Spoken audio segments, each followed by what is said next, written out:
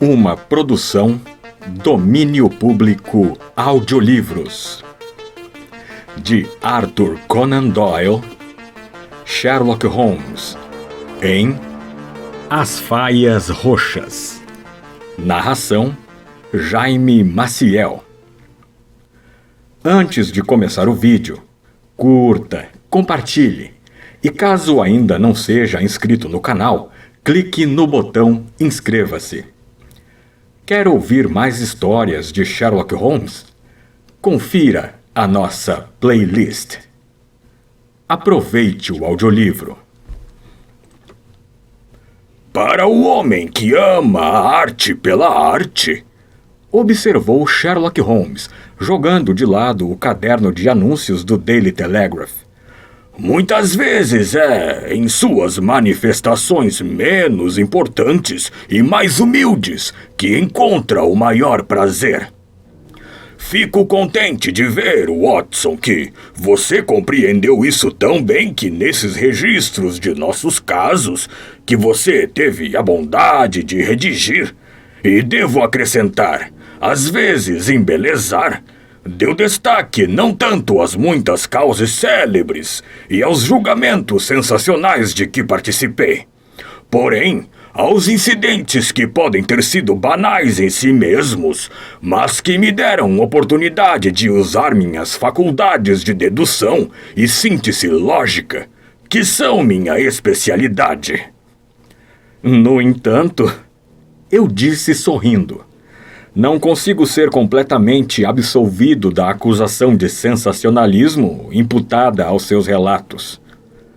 Talvez tenha errado, ele comentou, pegando uma brasa com a tenaz e acendendo o longo cachimbo de cerejeira que substituía o de barro quando estava com mais disposição para discutir do que para meditar.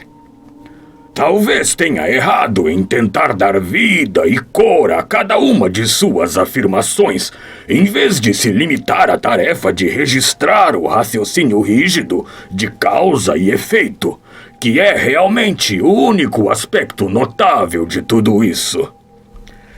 Parece-me que sempre lhe tenho feito justiça nisso. Eu disse com alguma frieza, porque me desagradava o egoísmo que, mais de uma vez, eu percebera que era um traço importante no caráter singular de meu amigo. Não é egoísmo nem vaidade, disse respondendo, como era seu costume, a meus pensamentos e não às minhas palavras. Se exijo justiça para com a minha arte, é porque se trata de uma coisa impessoal. Uma coisa fora de mim mesmo. O crime é comum. A lógica é rara. Portanto, você deve enfatizar a lógica e não o crime. Você rebaixou o que deveria ser uma série de conferências para uma série de contos. Era uma manhã fria no início da primavera e estávamos sentados, após o café da manhã, diante de um fogo crepitante na lareira da velha sala da Baker Street. Uma neblina espessa se espalhava entre as casas pardas e as janelas em frente pareciam manchas escuras e indefinidas das grinaldas amarelas e pesadas. A lâmpada estava acesa e a luz se refletia na toalha branca, na porcelana e nos metais, porque a mesa ainda estava posta.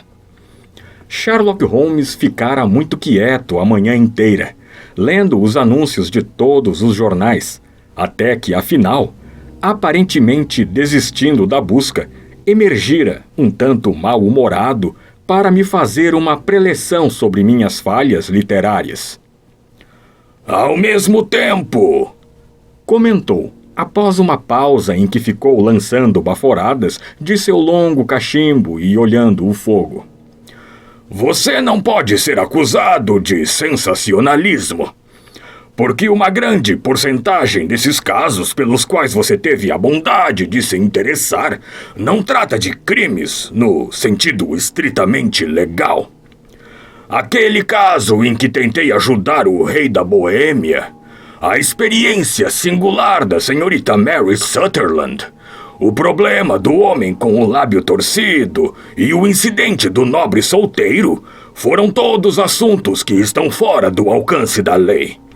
Mas ao evitar o sensacional, temo que você tenha caído no trivial. No final, talvez tenha sido isso. Respondi. Mas acredito que os métodos são originais e interessantes. Bobagem, meu caro amigo. O público, o grande público que nada observa e que não sabe distinguir um tecelão pelos seus dentes, nem um compositor pelo seu polegar esquerdo, não liga para as nuances delicadas de análise e dedução. Mas, na verdade, se você é trivial, não posso culpá-lo, pois a época dos grandes casos já passou. O homem, pelo menos o homem criminoso, perdeu toda a iniciativa e a originalidade. Quanto ao meu negócio particular, parece que está degenerando e se transformando em uma agência para recuperar lápis perdidos e dar conselhos a moças de colégio interno. Mas acho que cheguei ao fundo do poço. Este bilhete que recebi hoje de manhã marca o ponto zero. Leia. Atirou uma folha de papel amassado para mim. Vinha de Montague Place, com data da noite anterior, e dizia: Caro Sr. Holmes, estou ansiosa para consultá-lo sobre se devo ou não aceitar um emprego de governanta que me foi oferecido. Irei vê-lo amanhã de manhã, às 10h30, se não for inconveniente. Atenciosamente, Violet Hunter. Conhece essa moça? Perguntei. Não. São 10h30. Sim, e não tenho dúvida de que é ela que está tocando a campainha. Talvez seja mais interessante do que você pensa.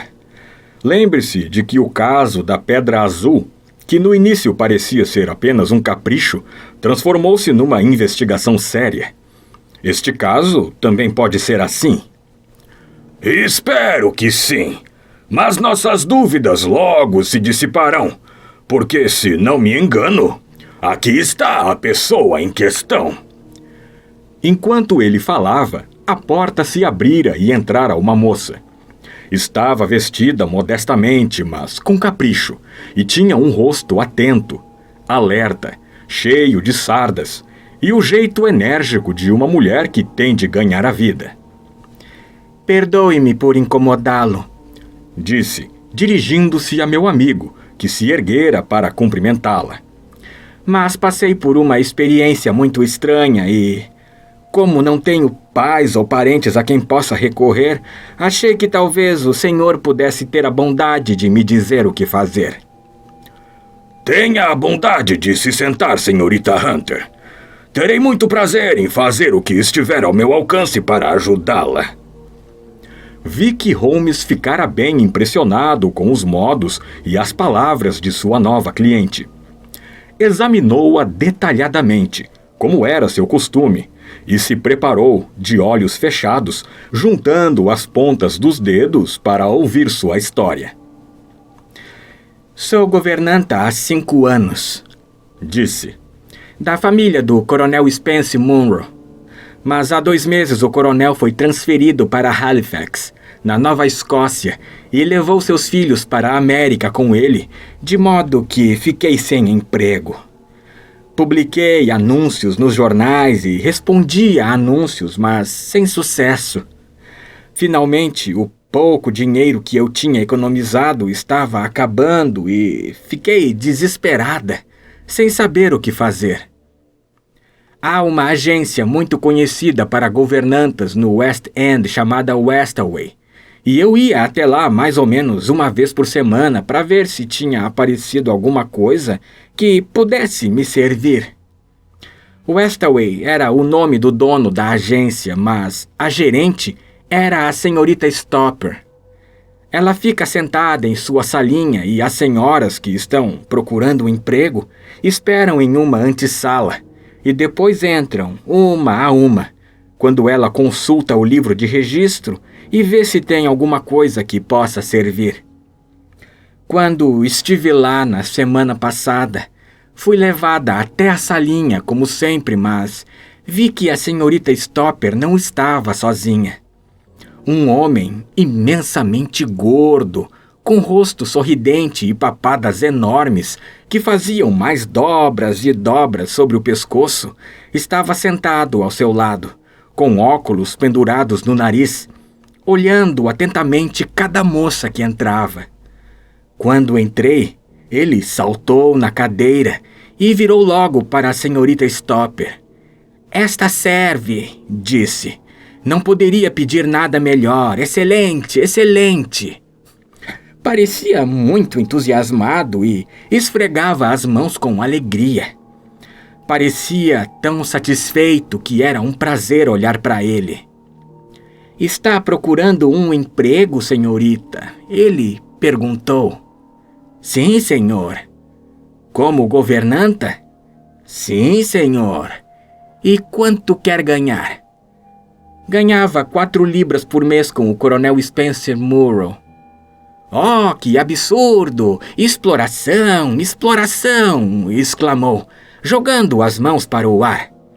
"Como alguém pode oferecer essa miséria a uma moça com todos os seus atrativos e talentos?" "Meus talentos, senhor, talvez não sejam tantos quanto o senhor imagina", respondi. "Um pouco de francês, um pouco de alemão, música, desenho." "Ora, ora!" exclamou. "Isso não interessa. A questão é que a senhora tem ou não tem os modos e o comportamento de uma dama. É isso, em resumo.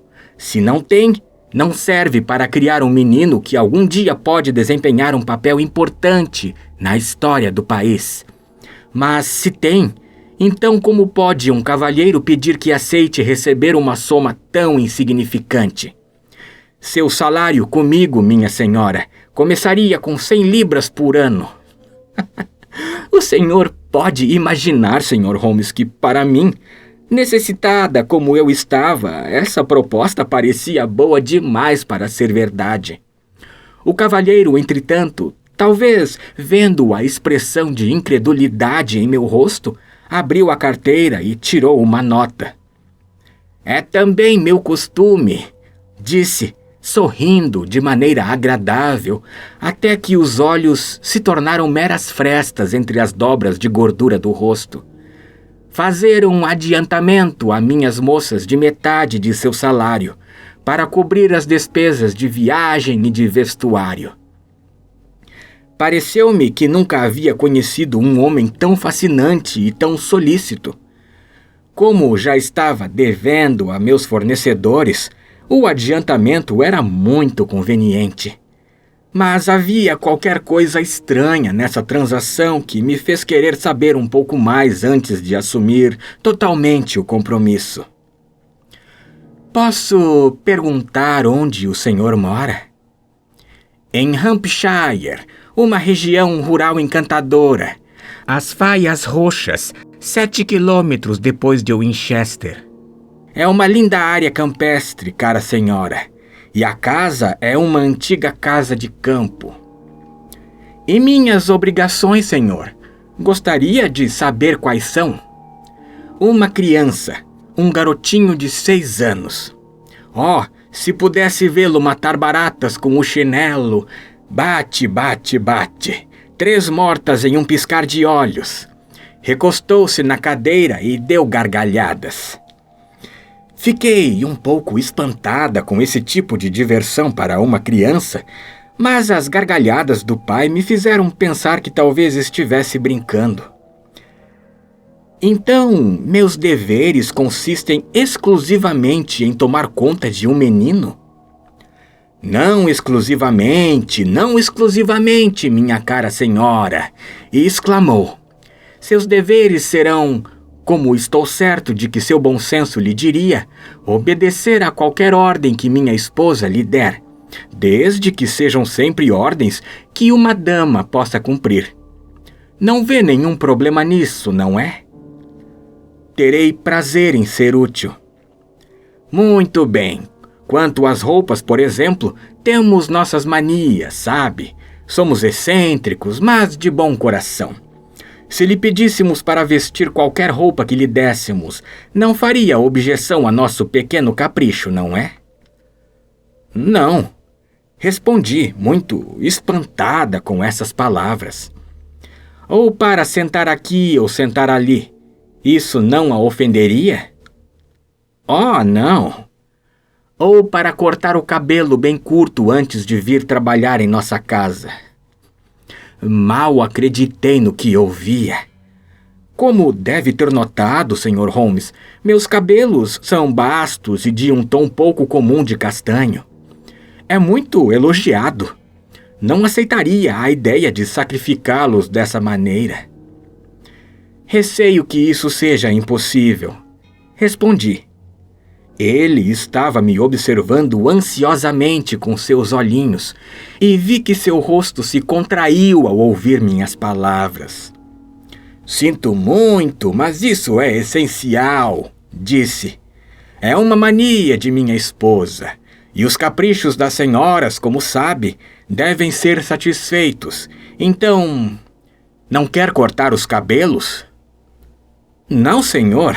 Realmente não poderia. Respondi com firmeza.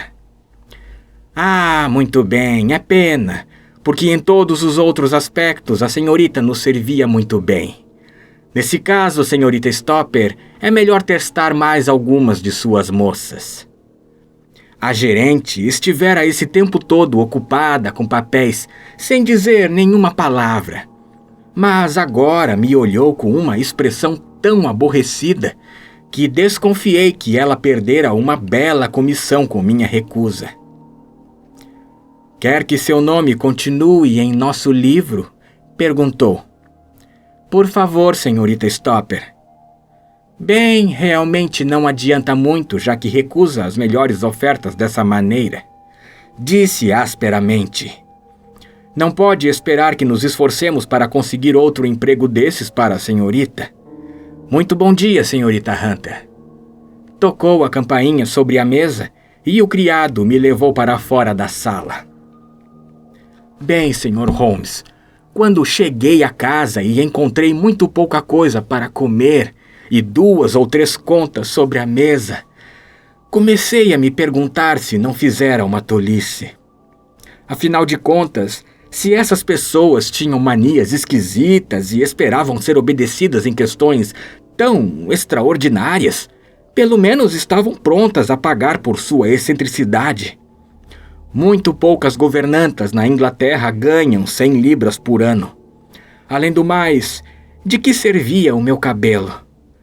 Muitas pessoas ficam melhor de cabelos curtos e talvez eu fosse uma delas. No dia seguinte, comecei a achar que cometera um erro. E no outro dia, fiquei convencida disso. Já tinha quase vencido meu orgulho e me preparado para voltar à agência e perguntar se o lugar já fora ocupado, quando recebi esta carta do próprio cavalheiro. Está aqui comigo e vou ler para o senhor. As Faias Roxas, perto de Winchester.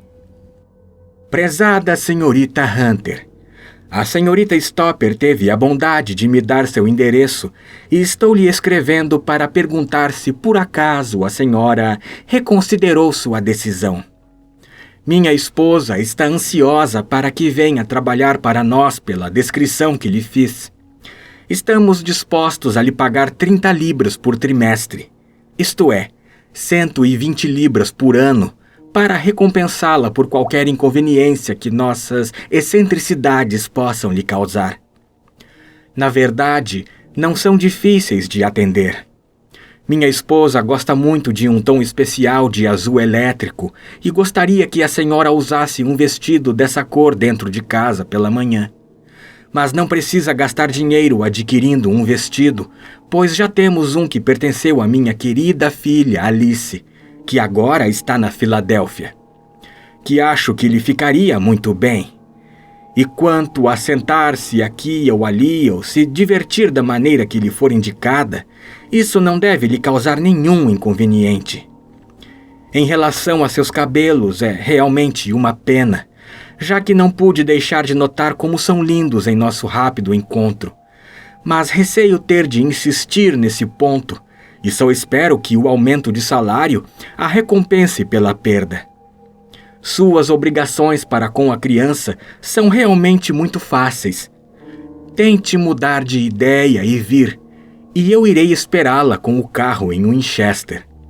Atenciosamente, Jeffrey Rucastle. Essa é a carta que acabei de receber, Sr. Holmes, e resolvi aceitar.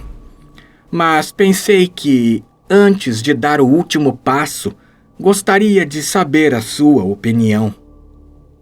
Bem, senhorita Hunter, se já resolveu, isso encerra o assunto, disse Holmes sorrindo.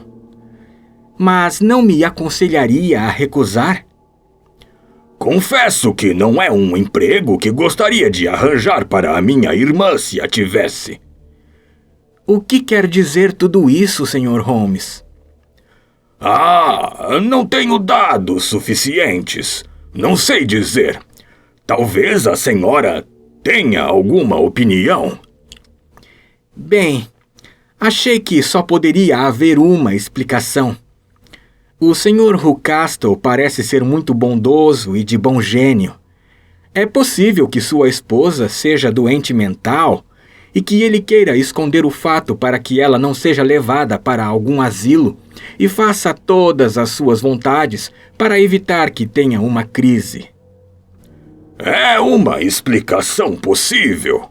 Na verdade, da maneira como estão as coisas, é a mais provável. Mas, de qualquer modo, não parece uma família boa para uma moça. Mas o dinheiro, Sr. Holmes, o dinheiro... Sim, claro. O salário é muito bom. Bom demais. É isso que me preocupa. Por que lhe pagariam 120 libras por ano, quando podem escolher qualquer pessoa e pagar apenas 40? Deve haver um motivo muito forte por trás de tudo isso.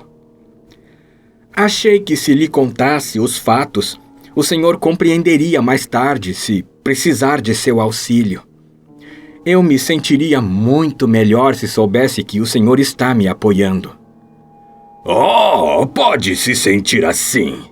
Garanto-lhe que seu probleminha promete ser o mais interessante que me apareceu nos últimos meses.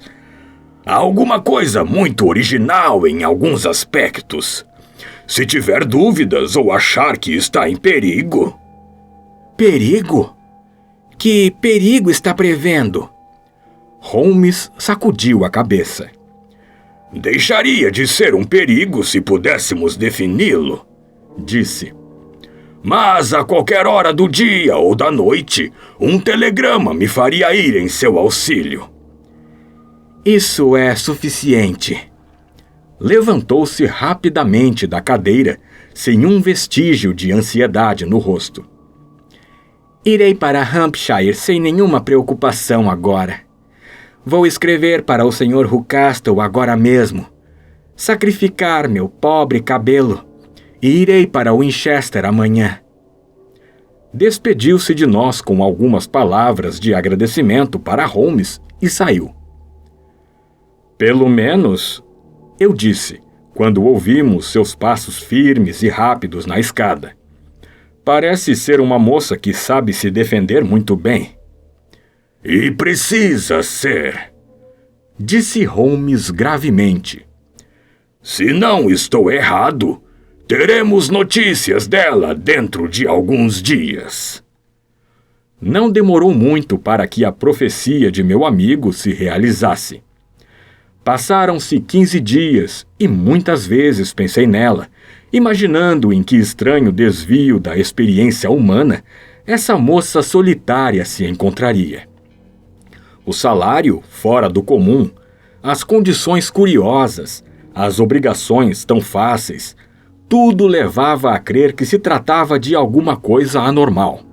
Embora fosse impossível para mim determinar se era uma excentricidade ou uma trama, se o homem era um filantropo ou um vilão. Quanto a Holmes, notei que muitas vezes ficava sentado durante meia hora, com um ar abstrato e testa franzida. Mas quando eu mencionava o assunto, ele o afastava do pensamento sacudindo a mão. Fatos, fatos, fatos! Exclamava impaciente. Não posso fazer tijolos sem barro. Mas sempre acabava resmungando que nenhuma irmã dele deveria aceitar um emprego desses. O telegrama que acabamos recebendo chegou uma noite bem tarde, quando eu estava pensando em me recolher, e Holmes se preparava para uma dessas pesquisas químicas que duram a noite inteira, a que ele com frequência se dedicava, quando eu o deixava debruçado sobre uma retorta e um tubo de ensaio à noite, e o encontrava na mesma posição quando descia para o café da manhã. Abriu o envelope amarelo e, depois de olhar a mensagem, estendeu-a para mim. Veja qual é o horário dos trens no guia Bradshaw, disse, e voltou às suas experiências químicas. A mensagem era curta e urgente. Por favor, esteja no Hotel Black Swan em Winchester amanhã às 12 horas. Venha, estou desesperada. Hunter.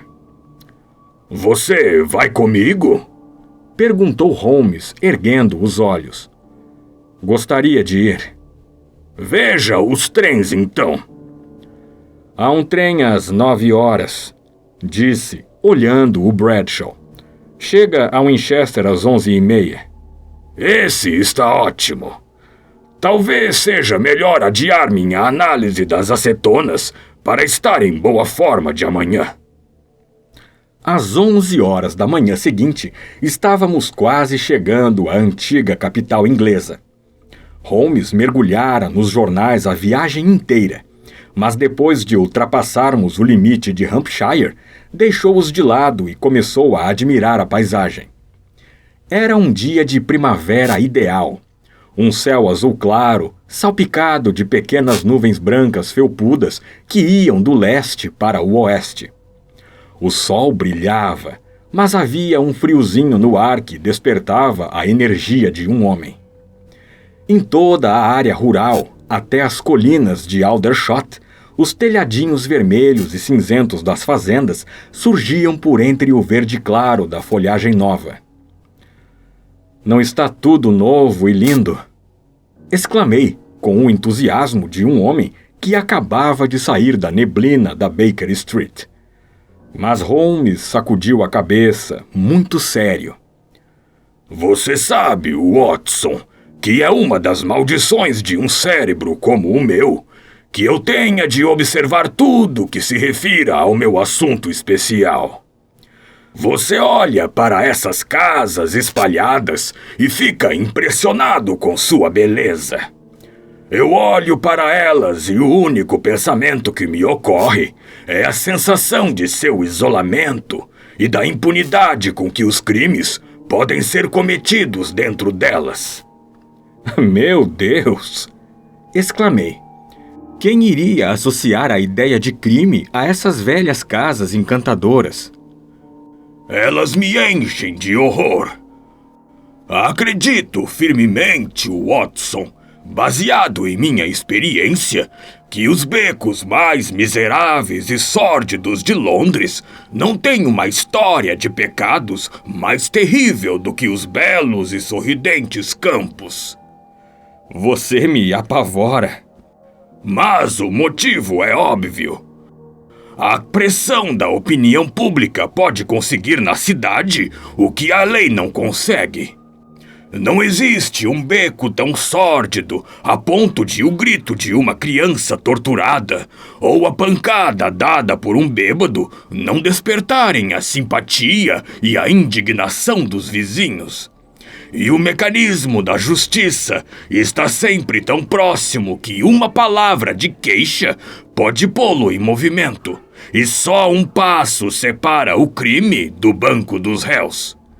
Mas olhe para essas casas isoladas, cada uma cercada por seus campos, quase todas habitadas por pessoas pobres e ignorantes que mal conhecem a lei. Pense nos atos de crueldade demoníaca, a maldade oculta que continuam ano após ano nesses lugares e ninguém fica sabendo. Se essa moça que nos pediu ajuda tivesse ido morar em Winchester, não teria receio de que algo lhe acontecesse.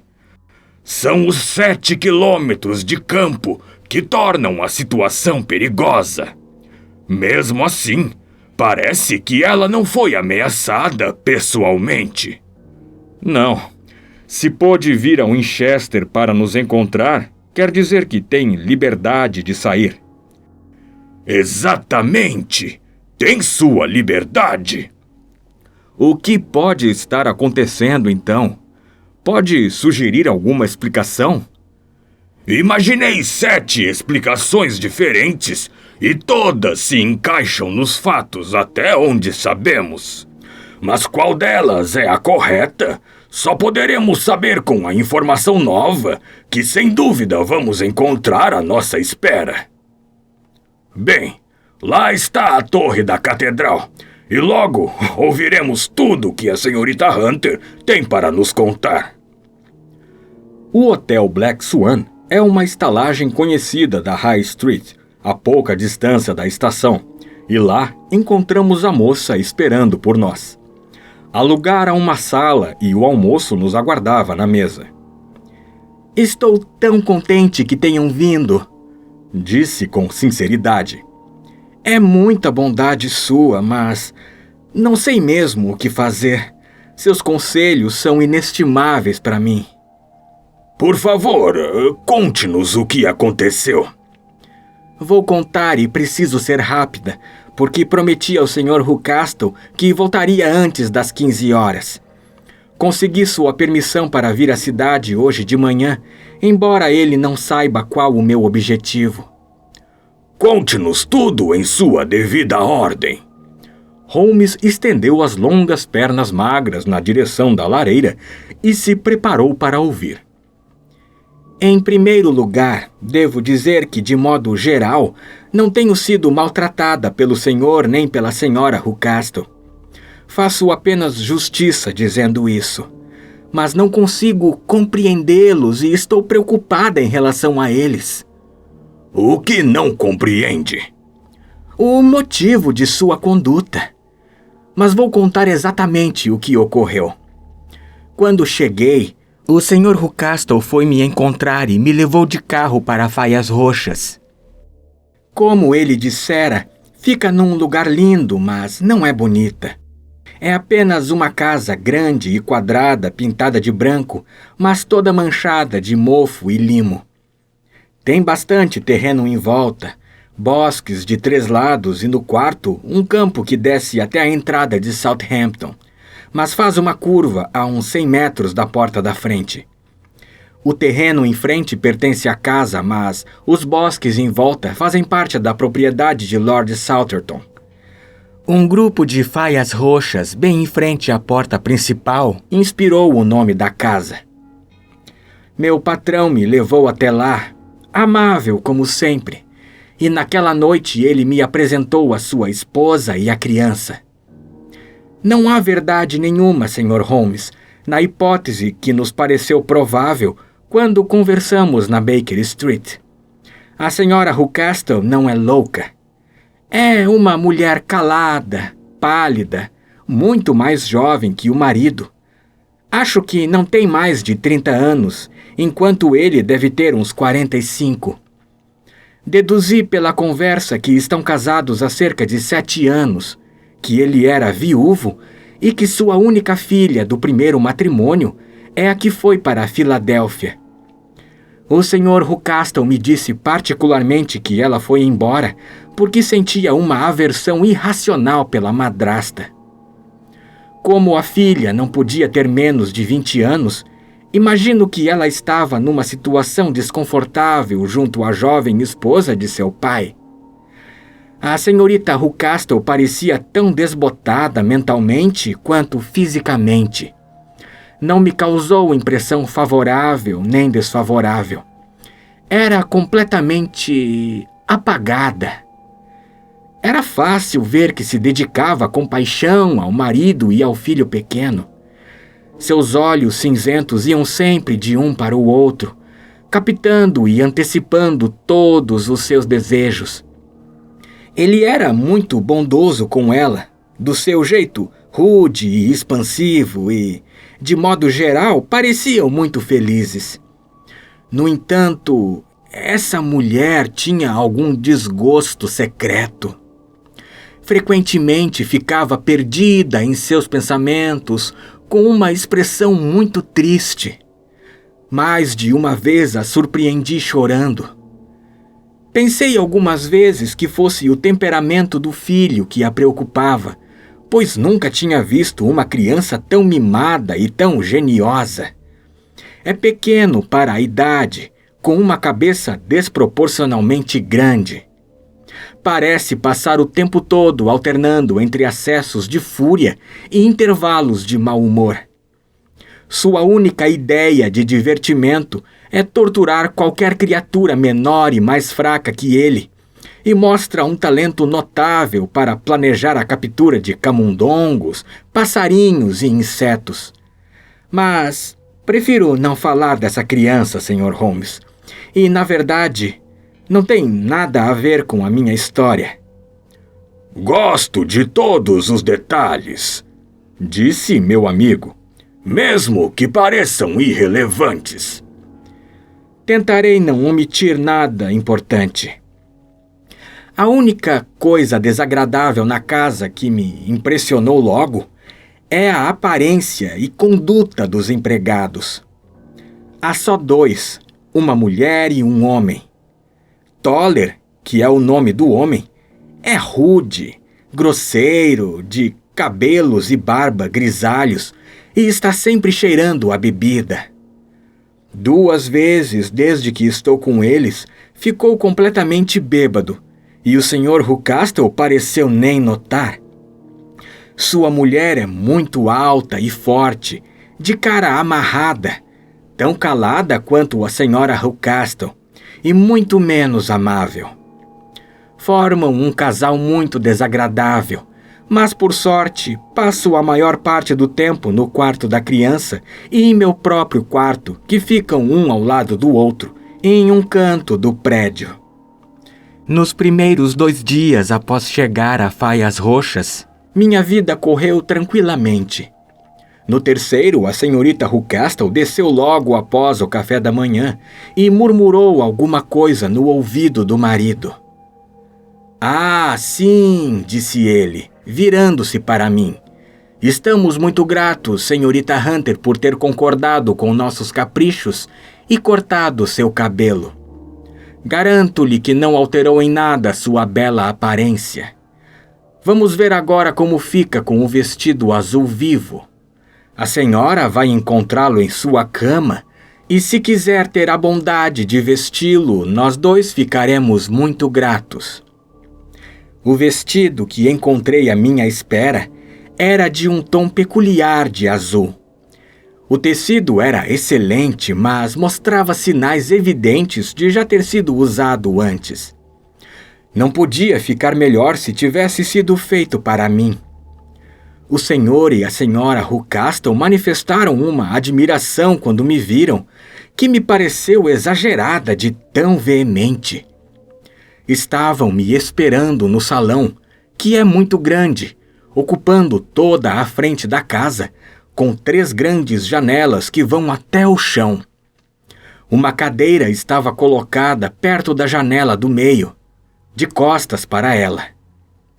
Pediram que me sentasse nela, e então o Sr. Rucastle, andando de um lado para outro, começou a contar as histórias mais engraçadas que eu já ouvira. Não podem imaginar como era cômico. e ri até ficar cansada.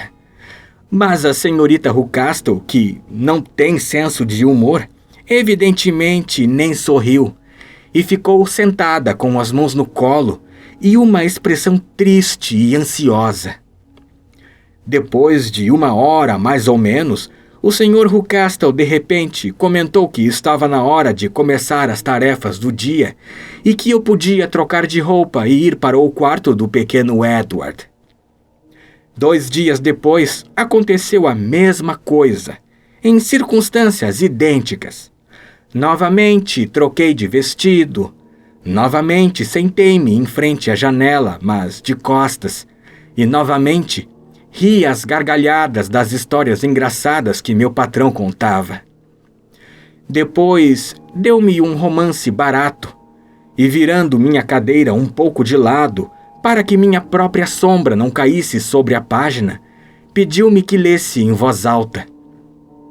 Li durante uns 10 minutos, começando do meio de um capítulo, e de repente, no meio de uma frase, ele mandou que eu parasse e fosse trocar de roupa. O senhor bem pode imaginar, Sr. Holmes, como fiquei curiosa a respeito do significado dessa encenação. Tinham sempre o cuidado de não me deixar de frente para a janela, e fiquei obcecada pelo desejo de ver o que estava acontecendo às minhas costas. A princípio parecia impossível, mas logo descobri uma maneira. Meu espelho de mão havia quebrado, então tive a ideia feliz de esconder um pedacinho no lenço. Na ocasião seguinte, no meio de uma gargalhada, levei o lenço aos olhos e consegui com jeito ver o que estava atrás de mim. Confesso que fiquei desapontada. Não havia nada. Pelo menos foi essa a minha primeira impressão. Mas ao olhar de novo, percebi que havia um homem parado na entrada de Southampton. Um homem baixo, de barba, com uma roupa cinza, que parecia olhar na minha direção. A estrada é muito movimentada e quase sempre tem gente passando por ela. Mas esse homem estava encostado na grade que cercava nosso campo e olhava com toda a atenção.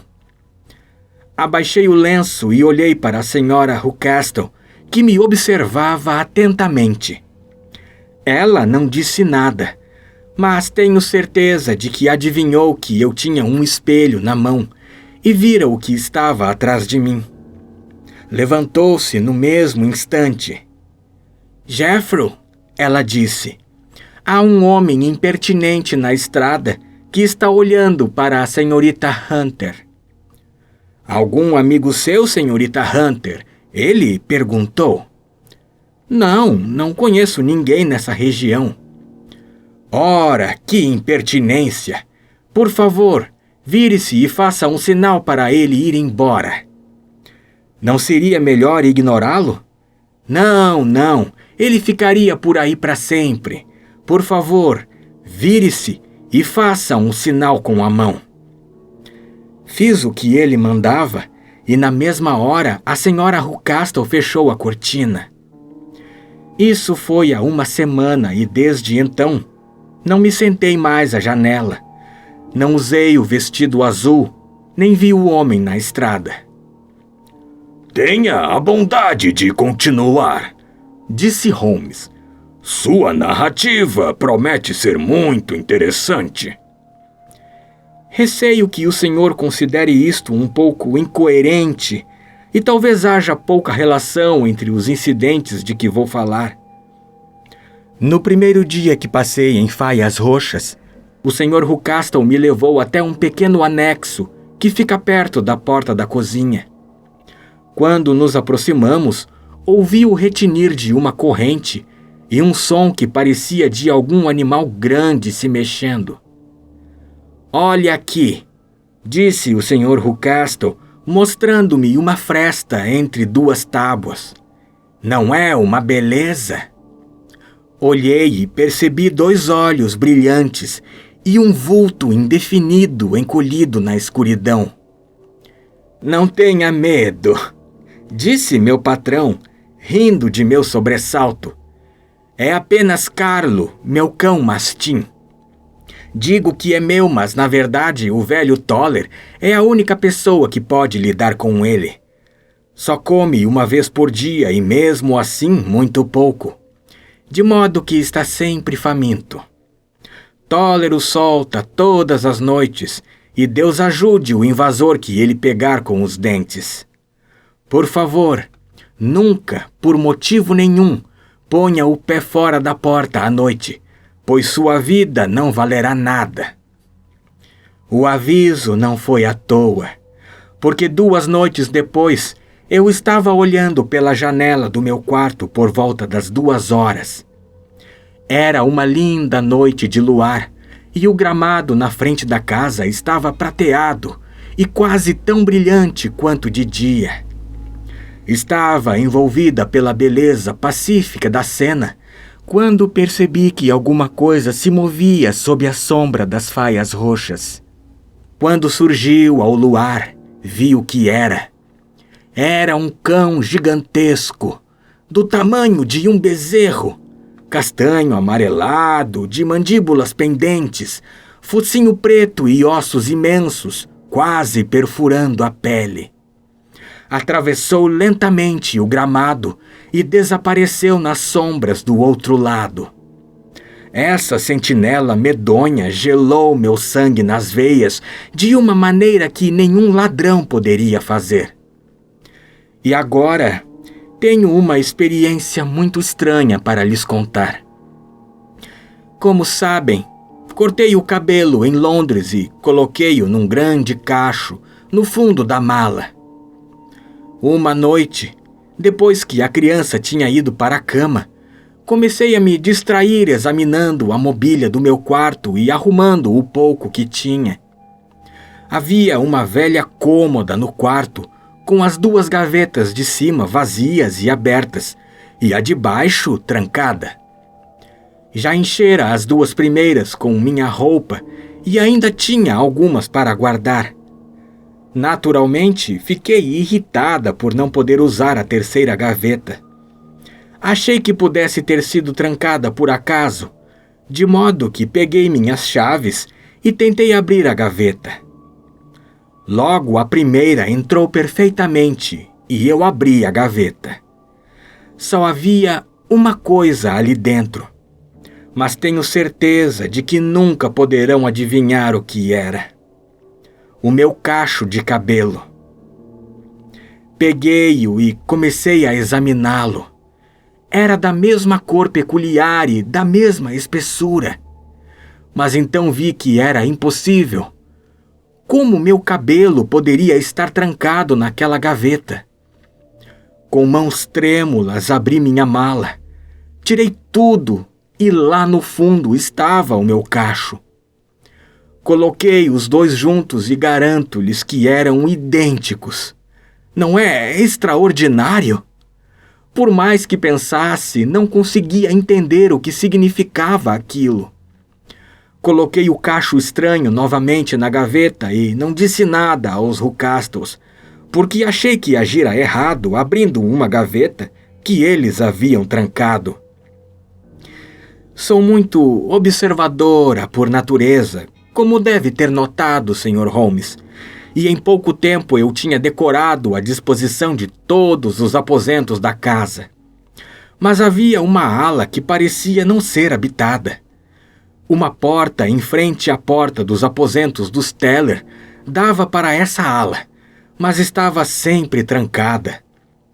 Entretanto, um dia, quando eu subia as escadas, encontrei o Sr. Rucastle saindo dessa porta com as chaves na mão e uma expressão no rosto que o tornava muito diferente do homem gordo e jovial com o qual eu estava acostumada. As faces estavam vermelhas, a testa franzida de raiva e as veias salientes. Trancou a porta e passou por mim, apressado, sem dizer uma palavra nem olhar para mim.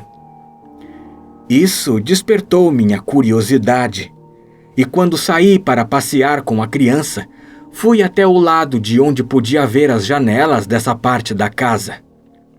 Havia 4 seguidas, 3 das quais estavam apenas sujas, mas a 4ª estava tapada com tábuas. Não havia ninguém. Enquanto passeava de um lado para outro, olhando para elas de vez em quando, o Sr. Ruckastle aproximou-se de mim, alegre e jovial como sempre. "Ah", disse, "não me considere rude se passei pela senhora sem dizer uma palavra. Estava preocupado com assuntos de negócios." Garanti que não ficara ofendida. "Por falar nisso", eu disse, "parece que tem muitos quartos vazios lá em cima, e um deles tem uma janela coberta de madeira." Ele pareceu surpreso e um pouco assustado com o meu comentário. "Meu hobby é fotografia", respondeu. "Ali é minha câmara escura." Mas, meu Deus, que moça observadora! Quem poderia imaginar isso? Quem poderia imaginar isso? Falou em tom de gracejo, mas não havia nada de gracejo em seus olhos quando ele olhou para mim. Só vi suspeita e irritação em seu olhar. "Bem, Sr. Holmes, a partir do momento em que compreendi que havia alguma coisa naqueles quartos que eu não devia ver, fiquei ansiosa para revistá-los. Não era só curiosidade, embora seja muito curiosa. Era mais um sentimento de obrigação, um sentimento de que alguma coisa boa poderia acontecer se eu conseguisse entrar naqueles quartos. Fala-se muito do instinto feminino. Talvez fosse o instinto feminino que me fazia sentir isso. Seja como for, era o que eu sentia. E fiquei atenta a qualquer oportunidade de atravessar a porta proibida. Foi ontem que tive essa oportunidade. Devo dizer-lhes que, além do Sr. Ruckastle, tanto Toller como sua mulher têm alguma coisa a fazer nesses quartos desertos. E uma vez o vi sair com uma sacola preta grande. Nos últimos tempos ele tem bebido muito e ontem à tarde estava completamente bêbado. Quando subi, lá estava a chave na porta. Não tenho nenhuma dúvida de que foi ele que a deixou lá. O senhor e a senhora Ruckastle estavam lá embaixo e a criança com eles. Portanto, a oportunidade era ótima. Virei a chave devagar, abri a porta e entrei. Havia um pequeno corredor à minha frente, sem papel nas paredes e sem tapete, que virava à direita na outra extremidade. Nesse trecho havia 3 portas. A primeira e a terceira estavam abertas. Davam para quartos vazios, empoeirados, um com 2 janelas e o outro com uma, tão sujas que a luz da tarde mal penetrava. A porta do meio estava fechada e atravessada por uma barra de ferro larga, com um cadeado preso a um anel de ferro fixo na parede em uma ponta e amarrada com uma grossa corda na outra. A porta também estava trancada e não havia sinal de chave. Essa porta reforçada correspondia à janela coberta de tábuas, mas pude ver por um pouco de luz que escapava por baixo que o quarto não estava totalmente às escuras. Enquanto estava parada olhando essa porta sinistra e pensando no segredo que esconderia, ouvi de repente o som de passos dentro do quarto e vi uma sombra passar de um lado para outro, delineada pela luz filtrada por baixo da porta. Um medo louco e irracional se apossou de mim, Sr. Holmes. Meus nervos tensos não aguentaram mais. Virei-me e corri como se uma mão horrenda estivesse atrás de mim, agarrando a saia de meu vestido. Disparei pelo corredor, atravessei a porta e caí nos braços do Sr. Rucastle, que estava do lado de fora. Então, ele disse com um sorriso, era a senhora. Achei que devia ser quando vi a porta aberta. Oh, estou com tanto medo, eu disse ofegante. Minha cara senhora, minha cara senhora. Não imagina como sua voz era suave e acariciante. O que a assustou tanto, minha cara? Mas a voz dele era melosa demais. Ele exagerou. Fiquei prevenida contra ele. Fiz a tolice de entrar nesta ala deserta. Respondi. Estava tudo tão escuro, tão silencioso e deserto, que fiquei com medo e saí correndo. Oh, é tão terrivelmente silencioso aí dentro. Foi só isso? Disse, olhando-me com atenção. Só. Por que pergunta? Por que acha que tranco esta porta? Claro que não sei. É para evitar a entrada de pessoas que não têm nada a fazer lá dentro, entende? Ainda sorria da maneira mais amável.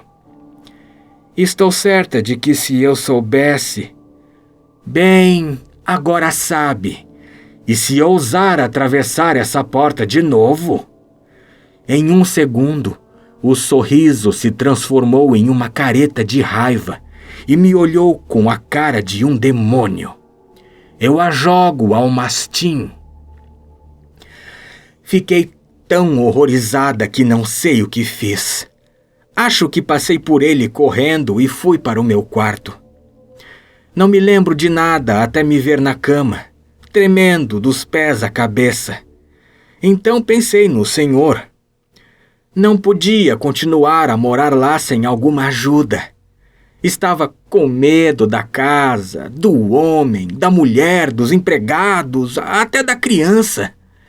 Todos me pareciam horríveis.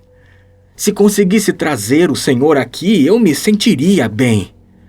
É claro que eu podia ter fugido da casa, mas minha curiosidade era tão grande quanto o meu medo. Tomei logo uma decisão. Iria mandar-lhe um telegrama. Pus o chapéu e o casaco, fui até o telégrafo que fica a quase 1 quilômetro da casa e voltei me sentindo muito melhor. Fiquei assustada quando me aproximei da porta, achando que o cão podia estar solto, mas lembrei-me de que Toller havia bebido tanto que estava inconsciente. E eu sabia que ele era o único que tinha algum controle sobre a criatura selvagem. Ou que se arriscaria a soltá-la. Entrei sem que nada me acontecesse e fiquei acordada metade da noite, contente ao pensar que iria vê-lo. Não foi difícil obter permissão para vir ao Winchester hoje de manhã, mas tenho de voltar antes das 15 horas, porque o senhor e a senhora Rucastle vão sair para fazer uma visita e só voltarão à noite. E tenho de tomar conta da criança.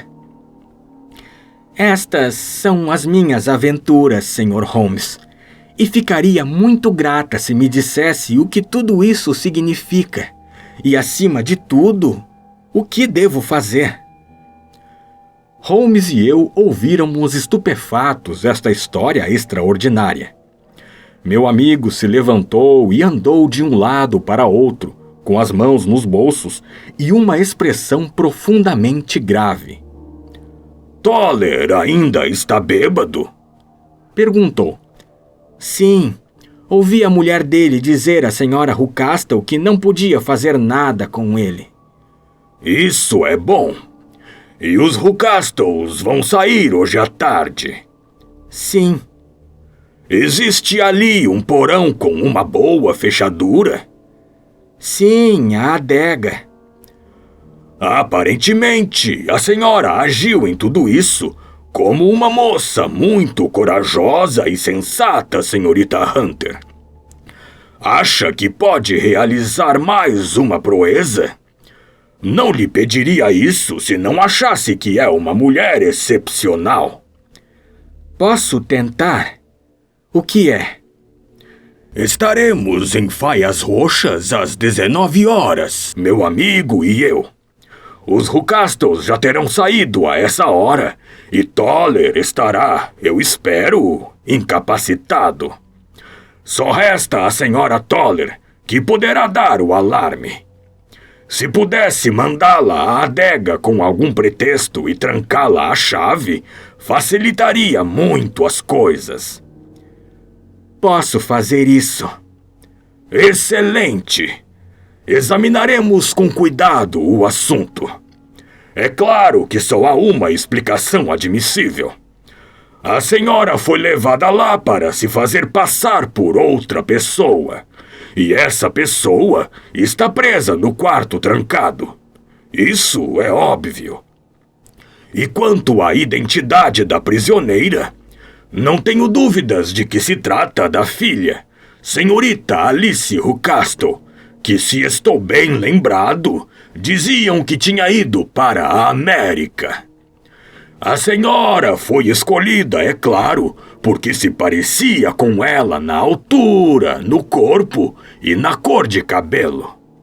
O dela fora cortado, provavelmente por causa de alguma doença, e, portanto, o seu tinha de ser cortado também.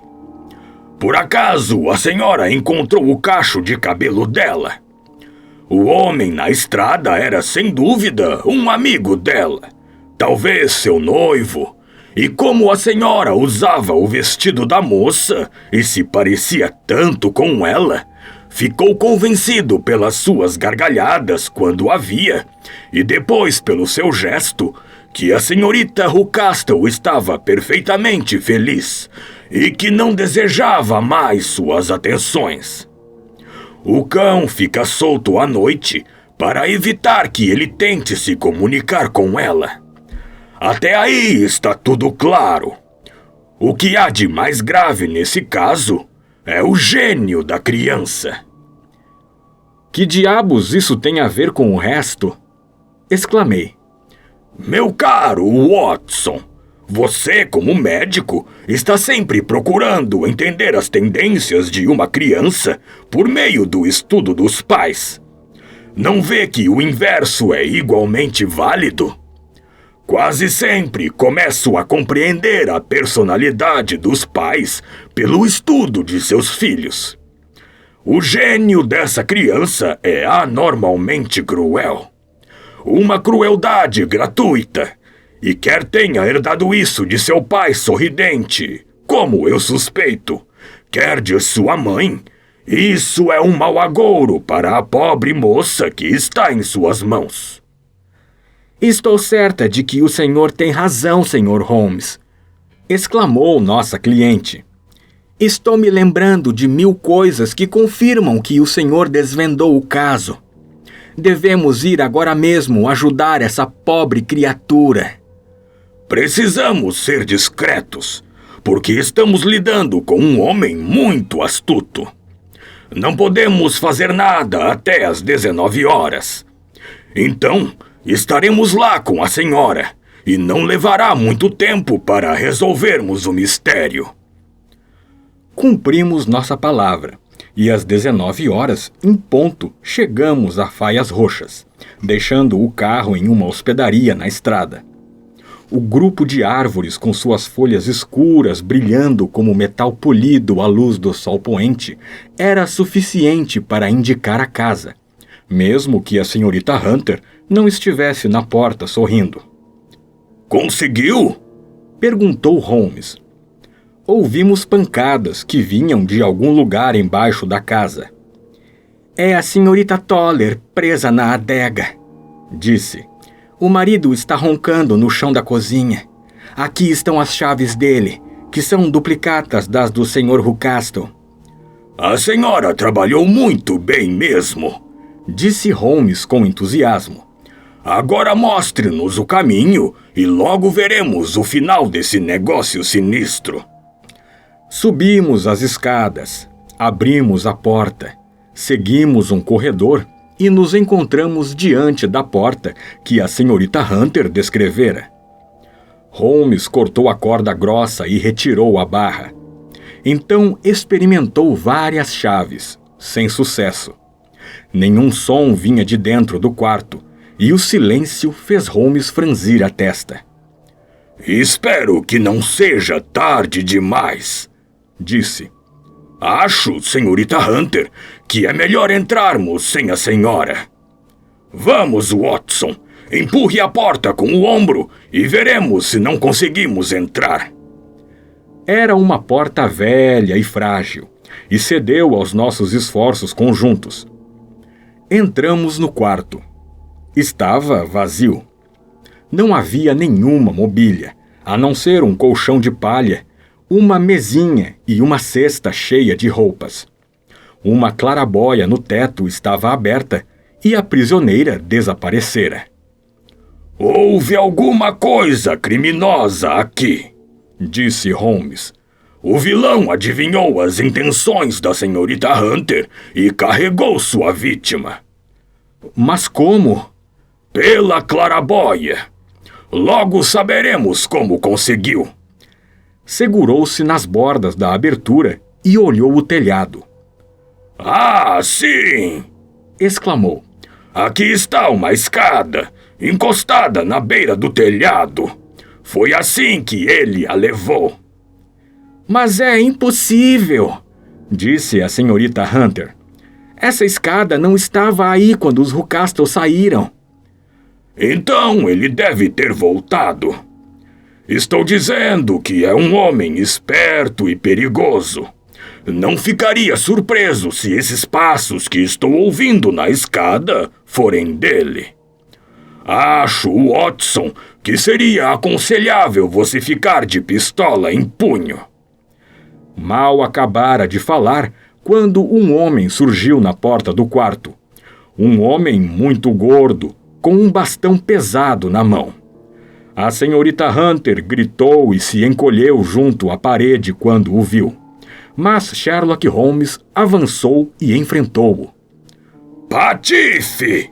Disse. Onde está a sua filha? O homem olhou em volta e depois para a clarabóia aberta. Eu é que tenho de perguntar isso! Berrou. Ladrões! Espiões e ladrões! Peguei vocês, não é? Estão nas minhas mãos. Eu cuidarei de vocês. Virou-se e desceu as escadas o mais depressa que podia. Foi buscar o cachorro! Exclamou a senhorita Hunter. Tenho meu revólver, eu disse. É melhor fechar a porta da frente, disse Holmes, e descemos as escadas correndo. Mal chegamos ao hall quando ouvimos os latidos do cão e em seguida um grito de agonia, com o ruído horrível de dentes triturando que causava arrepios. Um homem idoso de rosto vermelho e membros trêmulos saiu cambaleando de uma porta lateral. Meu Deus! Gritou. Alguém soltou o cachorro! Ele não come há 2 dias! Depressa, depressa, ou será tarde demais! Holmes e eu saímos correndo e contornamos o canto da casa, com Toller correndo atrás. Lá estava o imenso animal faminto, com o focinho preto afundado na garganta de Rucastle, enquanto ele se contorcia no chão e gritava. Chegando perto, estourei os miolos do cachorro e ele caiu de lado, com os dentes brancos ainda agarrados nas dobras do pescoço de Rucastle. Com muito esforço, separamos os dois e carregamos o homem horrivelmente estraçalhado, mas ainda vivo, para dentro de casa, colocando-o no sofá da sala. Despachamos Toller, repentinamente sóbrio, para dar a notícia à sua mulher, e fiz o que podia para aliviar sua dor. Estávamos todos em volta dele, quando a porta se abriu e uma mulher alta e magra entrou na sala. Sim, senhora. O senhor Rucastle me soltou quando voltou antes de subir. Ah, senhora, é uma pena que não tivesse me contado o que estava planejando, pois eu lhe diria que todo o seu esforço seria em vão. Ah! Disse Holmes, olhando atentamente para ela. É claro que a senhora Toller sabe mais sobre esse assunto do que qualquer outra pessoa. Sim, senhor, eu sei. E estou pronta para contar tudo o que sei. Então, por favor, sente-se e fale, porque há vários pontos a respeito dos quais devo confessar que ainda estou no escuro. Vou esclarecer tudo para o senhor, respondeu. E já teria feito isso antes se tivesse conseguido sair do porão. Se houver um inquérito policial sobre isso, lembre-se de que fiquei do seu lado e que era amiga da senhorita Alice. Ela nunca se sentiu feliz em casa. A senhorita Alice, desde que o pai se casou novamente. Ela ficou meio abandonada e não podia dar opinião em coisa alguma. Mas só ficou mesmo muito ruim para ela depois que conheceu o Sr. Fowler na casa de uma amiga. Pelo que pude saber, a senhorita Alice tinha herdado alguma coisa diretamente, mas era tão calma e paciente que nunca falava nisso e deixava tudo nas mãos do Sr. Rucastle. Ele sabia que estava seguro, mas quando surgiu a possibilidade de um marido que exigiria tudo a que tinha direito por lei, então o pai achou que estava na hora de acabar com isso. Queria que ela assinasse um papel, de modo que ele pudesse usar o dinheiro dela, quer ela se casasse, quer não. Quando ela se recusou, ele passou a atormentá-la até que ela teve uma febre cerebral e durante 6 semanas ficou entre a vida e a morte. Enfim, melhorou, magra como um esqueleto e com o lindo cabelo cortado rente. Mas isso não afetou o rapaz que gostava dela e ele continuou fiel como poucos homens são. Ah! Disse Holmes. Acho que o que teve a bondade de nos contar esclarece bem as coisas e posso deduzir o resto. O Sr. Rucastle, presumo, recorreu então a essa forma de prisão? Sim, senhor. E trouxe a senhorita Hunter de Londres para se livrar da persistência inconveniente do Sr. Fowler? Foi isso mesmo, senhor. Mas o Sr. Fowler, sendo perseverante, como todos os homens do mar devem ser, cercou a casa e, travando conhecimento com a senhora, conseguiu com certos argumentos, metálicos ou não, convencê-la de que seus interesses eram iguais aos dele. O Sr. Fowler era um cavalheiro de palavras amáveis e mão aberta, disse a senhora Toller serenamente. E dessa maneira conseguiu que seu marido tivesse muita bebida à disposição e que uma escada estivesse preparada assim que seu patrão sumiu. O senhor está certo. Foi assim mesmo que aconteceu. Tenho certeza de que lhe devemos um pedido de desculpa, senhora Toller, disse Holmes. A senhora esclareceu tudo o que nos intrigava. E aí vem o médico do condado e a senhora Rucastle. Portanto, Watson, acho que é melhor levarmos a senhorita Hunter para Winchester, porque parece que nosso locus standi agora é bastante questionável.